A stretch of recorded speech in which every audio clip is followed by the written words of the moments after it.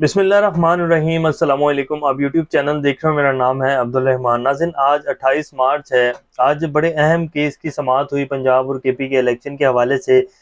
Chief justice साहब के remarks क्या आए हैं, क्या इलेक्शन होने जा रहे हैं, इलेक्शन कमिश्नर को क्या कहा जाएगा, और आज बाकायदा ये कह दिया गया कि जी इलेक्शन कमिश्नर साहब जो हैं और इलेक्शन कमीशन तैयार रहे, किसी भी वक्त इंतखाबात करवाने पड़ सकते हैं उनको। तो आज जो केस की समाअत हुई है, जो रिमार्क्स दिए गए हैं, जो दलाइल दिए गए हैं, अटॉर्नी जनरल साहब जो हैं उन्होंने एक नया ही रुख देने की कोशिश की पूरे केस को, और उसके बाद उनको जो है किस तरह शटअप कॉल दी गई।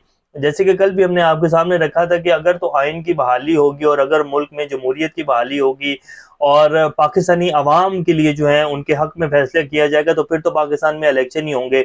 और अगर कोई नया तजर्बा किया गया, कोई नया सेटअप लाने की कोशिश की गई, तो फिर कुछ नहीं कहा जा सकता। तो अब आज जो केस की समाअत है वो आपके सामने रखेंगे। इसके साथ साथ जस्टिस एजाजुल हसन साहब के घर पर फायरिंग हुई है और उन्होंने बाकायदा आज आईजी पंजाब को भी तलब किया है। ये दूसरी दफा उनके घर पर यह वाकया हुआ है। जस्टिस एजाजुल हसन साहब जो हैं वो सुप्रीम कोर्ट के सीनियर जज हैं, वो इस बेंच में शामिल हैं जो ये केस सुन रहा है। ये भी आपके सामने रखेंगे। शहबाज शरीफ साहब ने आज बड़ा जी कौमी असम्बली में एक धुआंधार खिताब किया और बड़ी लंबी स्पीच की है, और उन्होंने भी बाकायदा उसी अज़म का इजहार किया है जो जस्टिस मंजूर अली खान और जस्टिस जमाल मंदोखेल ने इख्तलाफी नोट दिया कि जी ये जो चीफ जस्टिस के इख्तियारात हैं आज खुद नोटिस लेने के, इनको महदूद किया जाए। तो उन्होंने क्या कहा है वो भी आपके सामने रखेंगे। इससे पहले अगर आप लोगों ने चैनल को सब्सक्राइब नहीं किया तो रेड बटन को प्रेस कर लें और बेल आइकॉन को भी प्रेस कर लें ताकि लेटेस्ट अपडेट्स आप लोगों को मिलती रहें। ये जो हमारा ताल्लुक है ऐसे ही जुड़ा रहे। अब सबसे पहले जस्टिस एजाजुल हसन साहब के घर पर जो मॉडल टाउन लाहौर में ये वाकया हुआ है उसका जो खबर है वो आपके सामने रख देते हैं। सुबह पंजाब के दारुल हुकूमत लाहौर के इलाके मॉडल टाउन में सुप्रीम कोर्ट के जज जस्टिस एजाजुल हसन के घर पर 2 बार फायरिंग का मुकदमा दहशतगर्दी की दिफात के तहत दर्ज कर लिया गया। मॉडल टाउन थाने के मुहर्रर मोहम्मद जहांगीर ने बीबीसी को बताया कि जस्टिस एजाजुल हसन के घर पर फायरिंग के मुकदमे इनके गार्ड के बयान पर दहशतगर्दी की दिफात के तहत नामालूम अफराद के खिलाफ दर्ज कर लिया गया है। मॉडल टाउन में सुप्रीम कोर्ट की जस्टिस एजाजुल हसन के घर पर 2 बार फायरिंग की गई थी, ताहम वो इस वाक़े में महफूज रहे। ये अब नामालूम अफराद पर जी पर्चा काट लिया गया है। इमरान खान साहब जब अदालत में पेश होते हैं तो उनकी गाड़ी के ऊपर जो किया जाता है, जो उनके काफिले के साथ किया जाता है, वहाँ भी नामालूम अफराद। जुडिशल कम्प्लेक्स में उस दिन 20 के करीब जो लोग थे जिनके हाथ में कुछ हथकड़ियाँ टाइप चीज़ें थी प्लास्टिक की, वो भी नामालूम अफराद थे। और समझ से बाहर है जी नामालूम अफराद जो हैं वो क्या क्या करते फिर रहे हैं, कौन इनको ऑर्डर दे रहा है, कौन इनके पीछे है। बहरहाल ये मुकदमा जो है वो दर्ज कर लिया गया है। अब आपको जो आज बड़े अहम केस है और इससे जी पाकिस्तान का आने वाला जो मुस्तकबिल है, पाकिस्तानी कौम का, पाकिस्तान के असल जमहूरी निज़ाम का जो मुस्तकबिल है, इसी केस से जो है वो रिलेटेड है। और इससे फैसला होगा कि पाकिस्तान किस तरफ जाएगा। क्या पाकिस्तान उसी 75 साल फरसुदा निज़ाम को लेकर आगे बढ़ेगा और वाकई पाकिस्तान जो है वो एक आज़ाद जमहूरियत को देखेगा जिसका ख्वाब पाकिस्तानी कौम आजकल देख रही है इमरान खान साहब के साथ मिलकर। अब ये जो समाअत है उसमें चीफ जस्टिस पाकिस्तान उमर अता बंदियाल ने इलेक्शन अल्तवा केस की समाअत के दौरान रिमार्क्स दिए कि जमहूरियत के लिए इंतखाबात जरूरी हैं। उन्होंने कहा कि बहरान से निमटने के लिए कुर्बानी देना पड़ती है।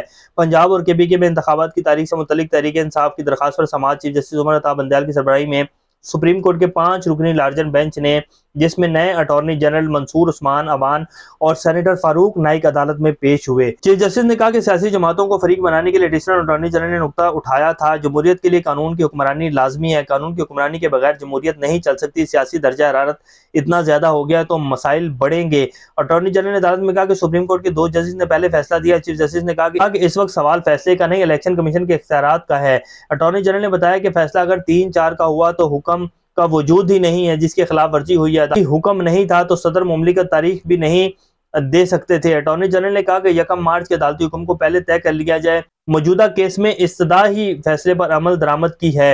यानी कि अब अटॉर्नी जनरल साहब जो है जो हुकूमत की तरफ से पेश हुआ था, उन्होंने केस को जो है शिफ्ट देने की कोशिश की और उन्होंने जो है उसका रुख ही तब्दील करने की कोशिश की, जिसके ऊपर चीफ जस्टिस ने रिमार्क्स दिए कि बेंच के अरकान दरखास्त में उठाए गए सवाल का जायजा लेने बैठे हैं। आपका इन्हिसार तकनीकी नुक्ते पर है। सुप्रीम कोर्ट का दायरा अख्तियार दरखास्त तक महदूद नहीं होता, फैसले पर अमल दरामद हो चुका है। अटॉर्नी जनरल ने कहा कि मौजूदा दरखास्त के काबिल समाअत होने का भी नुक्ता उठाना है। दौरान समाअत अटॉर्नी जनरल ने फुल कोर्ट तश्कील देने की सलाह करते हुए कहा कि मुनासिब होगा फुल कोर्ट इस मामले को सुने। जस्टिस जमाल मंदोखेल ने रिमार्क्स दिए कि अदालती फैसला कितने अरकान का है, हमारी अंदरूनी मामला है, ये बताएं कि क्या 90 रोज में इंतखाबात कराना आईनी तकाजा नहीं है। वकील फारूक नाइक ने अदालत में कहा कि मुल्क में इस वक्त अनारकी और फासिज्म है, आइन जिंदा दस्तावेज है, तशरीह ज़मीनी हालात पर ही हो सकती है। मौजूदा हालात में जमहूरियत और मुल्क के लिए क्या बेहतर है वो तयन करना है। सियासी जमातें, स्टेक होल्डर्स, इन्हें लाजमी सुना जाए। जस्टिस जमाल मंदोखिल ने सवाल किया कि क्या ये सवाल पार्लियामेंट में क्यों नहीं उठाया जाता, जिस पर फारूक नाइक ने जवाब दिया कि मामला पार्लियामान में उठाने का भी सोच रहे हैं। चीफ जस्टिस उमर अता बंदयाल ने रिमार्क्स दिए कि तमाम कौमी इदारों का एहतराम लाजमी है। पीटीआई के वकील ने अदालत में कहा कि हर अदारे को अपनी आईनी हदूद में काम करना है। चीफ जस्टिस ने कहा कि आपकी आला क़यादत से भी ऐसे रवैये की तवक्को है।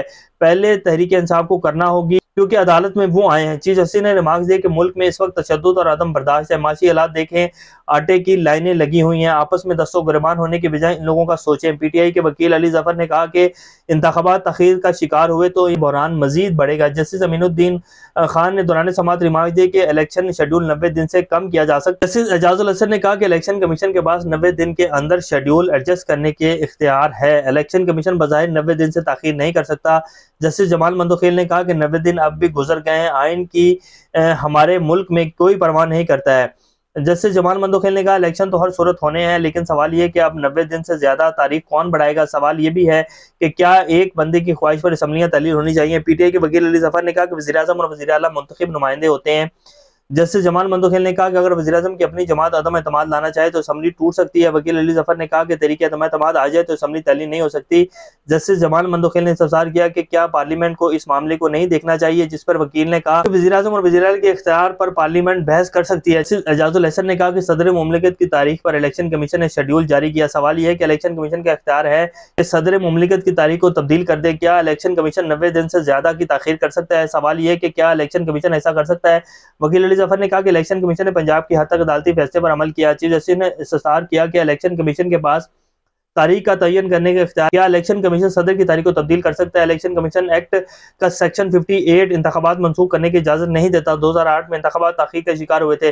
बैरिस्टर अली जफर ने कहा कि इलेक्शन कमीशन ने आइन के 2 आर्टिकल्स का सहारा लिया, जिससे जमान मंदोखिल ने कहा कि इलेक्शन कमीशन ने वजूहात बताकर कहा है कि आइन जिम्मेदारी अदा करने से कासिर है। अगर इलेक्शन कमीशन 8 अक्टूबर की तारीख नहीं देता तो क्या होता है।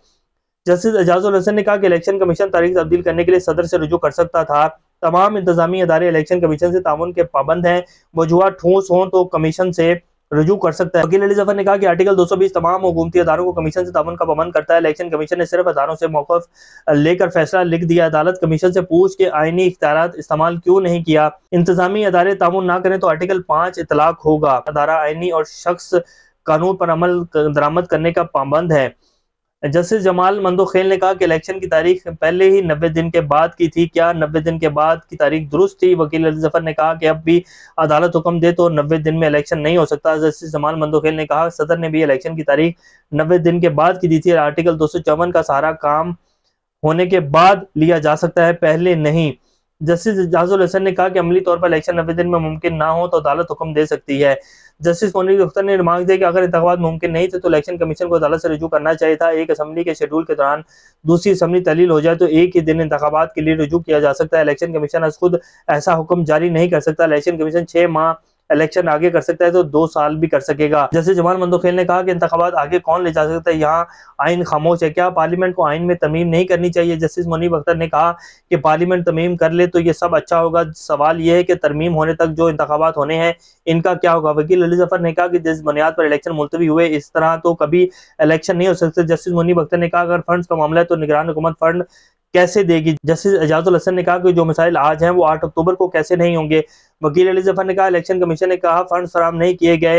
इलेक्शन कमीशन ने कभी फंड्स देने की हिदायत नहीं की थी। जस्टिस मुनीब अख्तर ने कहा अखबार में वज़ीर-ए-आज़म का बयान पढ़ा था, वफाकी हुकूमत कहती है फरवरी तक 500 अरब टैक्स जमा किया है। हैरत है कि 500 में से 20 अरब नहीं दिए गए।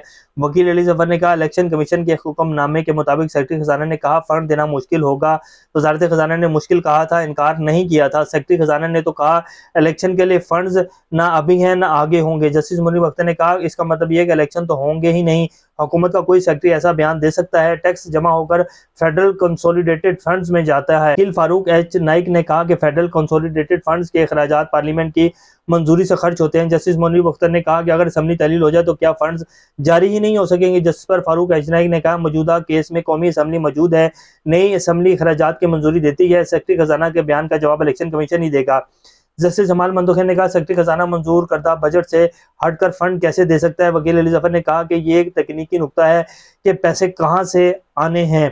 चीफ जस्टिस ने रिमार्क दिया कि इलेक्शन के लिए पूरे बजट की जरूरत ही नहीं है, 20 अरब का कट हमारी तनख्वाहों पर भी लगाया जा सकता है। हुकूमत अखराजात कम करके 20 अरब निकाल सकती है। मुल्क माशी बहरान से गुजर रहा है, इसे नजरअंदाज नहीं किया जा सकता। बहरान से निपटने के लिए कुर्बानी देना होती है। 5% तनख्वाहें कट करने से इलेक्शन का खर्चा निकल सकता है। चीफ जस्टिस ने कहा, खैबर पख्तूनख्वा में कानून नाफिज करने वाले अदालों ने सबसे ज्यादा ऑपरेशन किया। पंजाब में अब तक सिर्फ 61 ऑपरेशन हुए हैं, सिंध में 387, जबकि खैबर पख्तूनख्वा में 1245 ऑपरेशन हुए। पंजाब की सूरत खैबर पख्तूनख्वा से मुख्तलिफ है। तुर्की ज़लज़ला मुतासरा इलाकों के अलावा हर जगह इलेक्शन हो रहे हैं।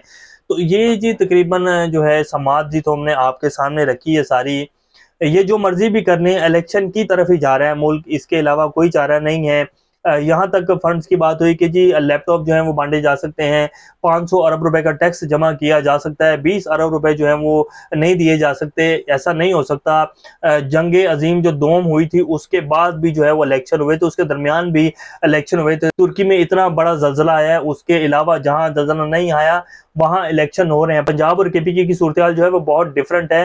इलेक्शन हो सकते हैं और इलेक्शन की तरफ ही जाएगा, और इलेक्शन कमीशनर जो है वो तैयार रहे, किसी भी वक्त इलेक्शन जो है करवाने पड़ सकते हैं। तो ये सूरत हाल है। बाकी जो वज़ीर-ए-आज़म शहबाज शरीफ साहब हैं, उन्होंने आज पार्लियामेंट में कहा कि जी जो चीफ जस्टिस साहब के इख्तियारात हैं उनको जो है वो करने के लिए तरमीम हम करने जा रहे हैं। वो करें या ना करें, लेकिन जो अभी केस चल रहा है उसके जो रिमार्क्स हैं वो आपके सामने हमने रख दिए हैं, और कल इस केस का जो फैसला है वो हतमी तौर पर दे दिया जाएगा। और आज ये भी कहा गया है कि जी इस केस को हम ज़्यादा लंबा नहीं कर सकते हैं। मुल्क में एक बहुत बड़ा आइनी बहरान पैदा हो चुका है, अजीब सी सूरत हाल बनी हुई है। तो मुल्क को इस सारी सूरत हाल से निकालने के लिए इलेक्शन की तरफ ही जाना पड़ेगा।